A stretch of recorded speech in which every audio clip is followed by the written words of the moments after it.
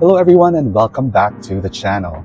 Today I'm diving into a topic that's a bit more personal, but incredibly important. My recent experience with COVID-19 post-travel. But before I continue, I want to remind you all that this video is for discussion and entertainment purposes only. The information I'll be sharing is based on current data, but it's important to always verify information on your own and consult a medical professional before making any decisions about treatment or health, especially about precautions. Welcome to the Carl Ventures channel. I'm Carl, and alongside my husband Matthias, we're on an adventurous mission to explore the world with boundless curiosity and open hearts. Our journey is all about immersing ourselves in diverse cultures, connecting with people from all walks of life, and promoting positivity and understanding wherever we go. Join us as we embark on this thrilling adventure together, so buckle up and let's dive into the unknown. All right, so for those of you who have been following my journey, you know that my husband and I have been in a whirlwind of travel since December of 2023, or for many years, but since December of 2023, we've been really busy. We've been to 8 countries since then, explored countless cities, and up until now, I've been fortunate enough to avoid COVID-19. With only one brief encounter back in late 2022 to early 2023, but as they say, all good things come to an end, and this time, COVID-19 caught up with me in a much more severe way. So let's dive into what happened, the lessons I've learned, and what I'll be doing differently moving forward. I just want to start by talking about the precautions we took while traveling. Like many of us, we've been hyper aware of COVID-19 risks, especially since that first mild bout I had over a year ago. I've always been the one to carry extra masks, hand sanitizer, and wipes in my carry-on, right? So in airports, I tried to keep my distance and I wore masks in crowded indoor spaces. On public transportation, I'd opt for less crowded times when possible, and we were diligent about sanitizing our hands after touching anything. But if you've been traveling lately, you know how challenging it is to maintain these practices all the time. Airports are packed, planes are full, and in tourist hotspots, especially Paris Olympics, social distancing is nearly impossible. After a while though, it's easy to let your guard down, especially when you're caught up in the excitement of exploring new places, and that's exactly what happened to me. You know, when you're in the moment, you just don't think about these things sometimes. But about 5 days after our most recent trip, I started feeling unwell.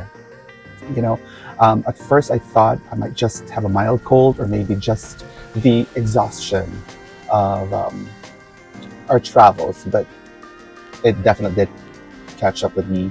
Symptoms of chills, fever, headaches, body aches, they were much worse than my first encounter with COVID-19.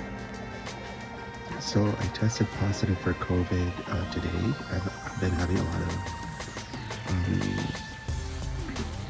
achiness on Sunday and kind of feeling feverish, but early this morning I woke up with a temperature of like 104, and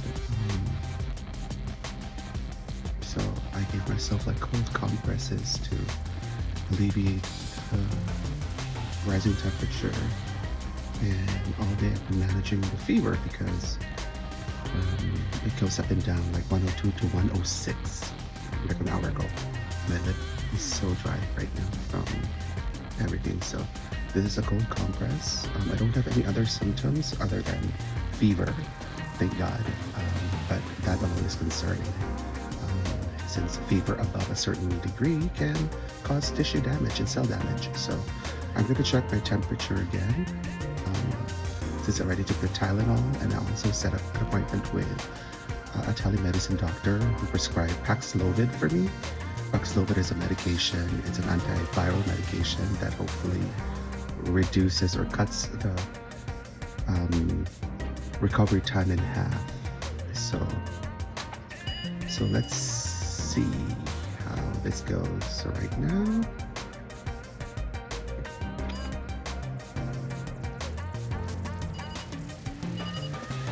it's 103.4. I don't know if this is, it's 103.4. So it's coming down, which is good. So more to come. I'm just hydrating a lot, as well as walking if I can. and making sure that I'm taking Tylenol around the clock. And I already took my first dose of the Paxlovid, so you take it twice a day, in the morning and in the evening, for 5 days. So I'll keep you posted. Day 5, I noticed something unusual. My skin started feeling incredibly sensitive, especially on the torso area to the back, and a bit kind of not painful, but really sensitively uncomfortable to touch. It's called cutaneous hyperesthesia. This is when the skin becomes overly sensitive, and it's a lesser known symptom of COVID-19. It's extremely uncomfortable because I still feel it now, and this is day 7 of my symptoms. I'm at a point where I didn't even had the symptoms when I consulted with a physician a few days ago, but I did consult with a telemedicine physician, given the severity of my symptoms. I was prescribed Paxlovid, which is an antiviral medication that helps reduce the severity and duration of COVID-19 symptoms. For those who aren't familiar, Paxlovid has been shown to cut symptoms in half the time and significantly reduce the risk of developing complications that could lead to hospitalization. So alongside the Paxlovid, I was on a fever reduction regimen, Tylenol, Motrin, cold compresses around the clock to manage my symptoms because the fever just would not go away. I'm talking about, over 102. So after I've taken the Paxlovid, today is the first day that I actually felt so much better with no more body aches, fever below 100, and so happy that I tested negative for COVID-19 yesterday. Actually, it's been a relief to say the least, but it was a tough battle. So I must do this. Reflection on being over 50 and the risks is imperative. This experience has really made me reflect on my health, especially as I'm now over 50. I know, being in that age bracket puts me at a higher risk for complications, and that's a fact. And I think it's something we all need to be aware of. I find myself to be a slower recoverer, right? But with various boosters, COVID-19 isn't something to take lightly, especially as we age. The realization that I'm more vulnerable now than I was before has been a wake-up call, and I've always prided myself in being healthy and active, but this has shown me that we need to be more vigilant, especially when we're on the road and exposed to so many different environments. As far as precautions are concerned moving forward and travel tips, and looking at some of the CDC travel guidelines, I needed to ask, what does this mean for our future travels?